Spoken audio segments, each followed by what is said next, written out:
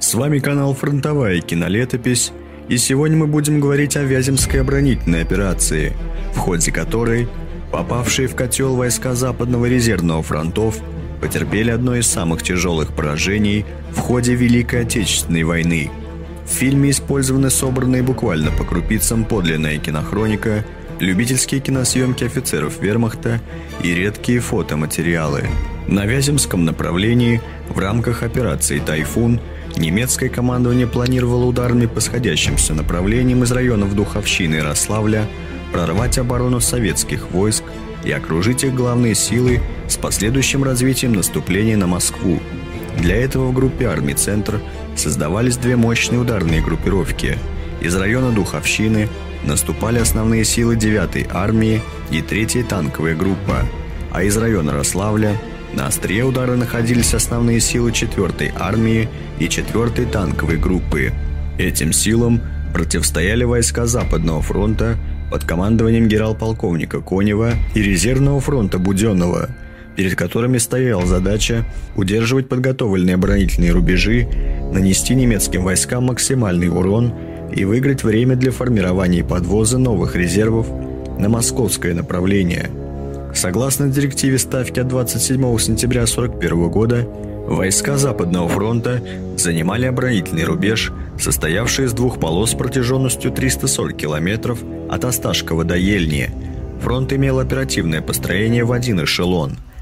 Войска резервного фронта силами 24-й и 43-й армий обороняли рубеж от Ельни до Снопоти, а 31-я, 49-я и 32-я армии в тылу Западного фронта занимали Ржевско-Вяземский оборонительный рубеж протяженностью в 300 километров.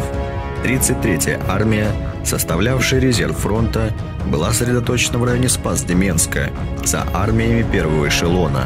Необходимо отметить факт того, что глубина обороны советских войск составляла всего лишь от 15 до 20 километров.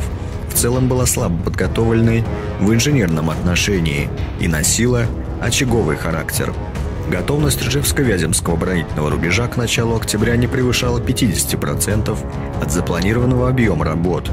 К началу наступления противник пополнил свои войска людьми, вооружением и техникой, доведя укомплектованность пехотных соединений личным составом до 90% от штатной численности. Количество танков в немецких танковых и моторизованных дивизиях доходило до 80-100%. В то же время укомплектованность советских дивизий была невысокой, насчитывая в среднем 5-7 тысяч человек при штатной численности около 11 тысяч бойцов. В итоге противник на направлениях главных ударов превосходил советские войска по людям более чем в 3 раза, по танкам 8,5, в орудиях и минометах в 7 раз. Наступление немецких войск под Вязьмой началось 2 октября после мощной артиллерийской и авиационной подготовки и под прикрытием дымовой завесы. Войска 9-й армии и 3-й танковой группы противника нанесли удар в стык 30-й армии Хоменко и 19-й генерал-лейтенанта Лукина.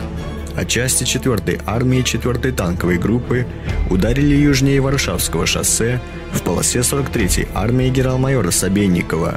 Оборонявшиеся на Рославльском направлении 3 стрелковые дивизии и 2 танковые бригады 43-й армии резервного фронта не выдержали натиска, вследствие чего немцы сходу вклинились в глубину обороны советских войск. К исходу первого дня наступления соединения 4-й танковой группы Гёпнера нанесли удар уже по второму эшелону резервного фронта 33-й армии Камбрига-Наприенко, находившейся в 40 километрах от переднего края. В результате оборона советских войск на Вяземском направлении оказалась прорванной, и противнику удалось продвинуться на некоторых участках до 40 километров в глубину. Тем временем советское командование предпринимало ответные меры. Чтобы сорвать немецкое наступление, в полосе 30-й и 16-й армии была предпринята контр-артподготовка. Кроме того, для восстановления положения Конев передал в состав 30-й армии 3 дивизии и моторизованную бригаду.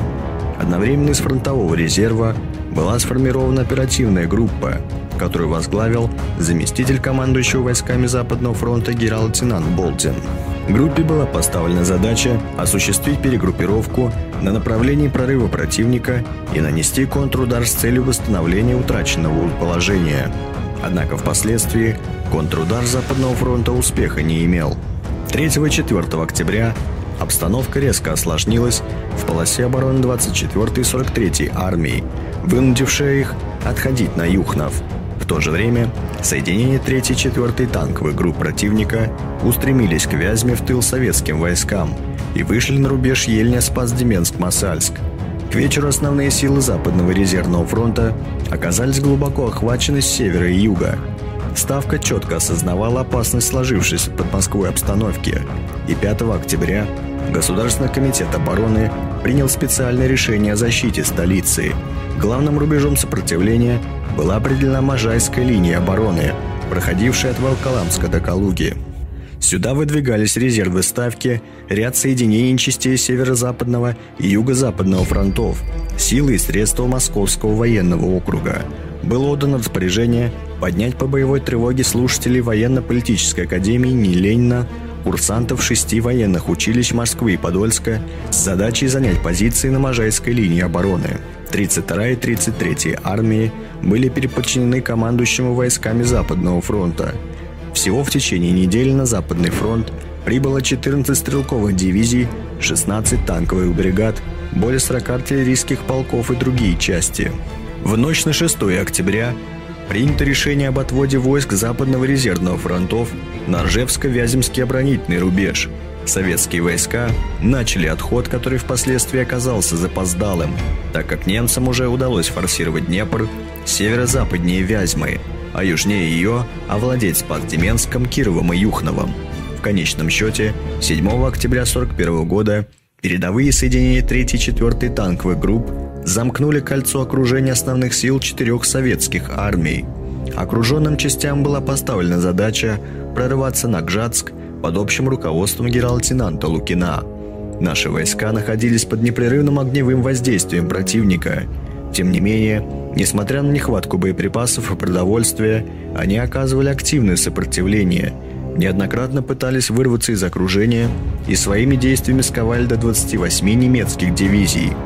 Это позволило советскому командованию выиграть время для организации сопротивления на Можайской линии обороны. В условиях, по предложению Ставки 10 октября, войска Западного и Брянского фронтов были объединены в один Западный.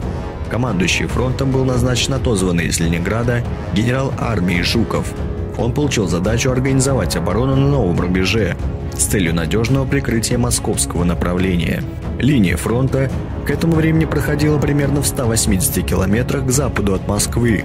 Наиболее опасным для Западного фронта являлось Можайское направление, где почти параллельно с запада на Москву проходили железные и автомобильные дороги. Именно там танковые моторизованные части вермахта, не задействованные в окружении советских войск под Вязьмой, пытались прорваться по кратчайшему пути к советской столице.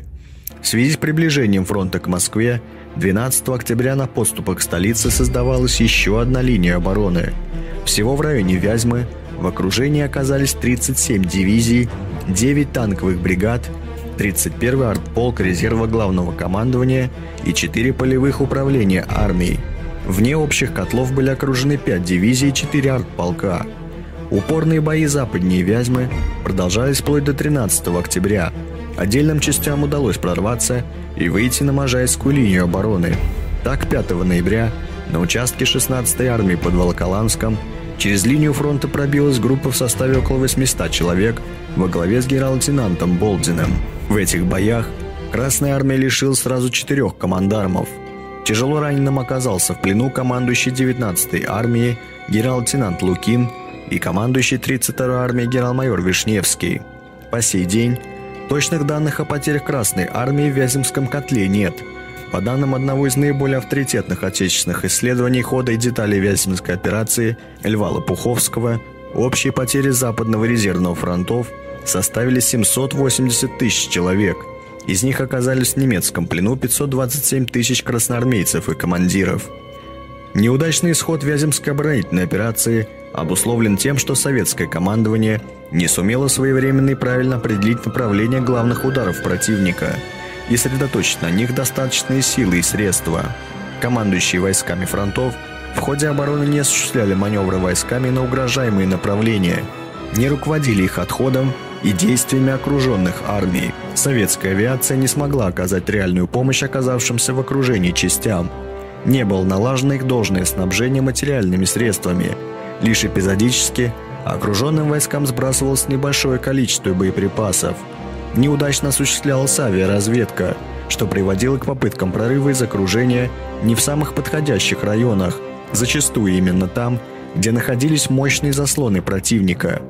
Вместе с тем упорное сопротивление окруженных советских войск западнее Вязьмы позволило выиграть время для восстановления боеспособности Западного фронта, организации обороны на Можайской линии и ближних подступах к Москве. В конечном счете наступление группы армий Центра во второй половине октября, начале декабря 1941 года завершилось неудачей.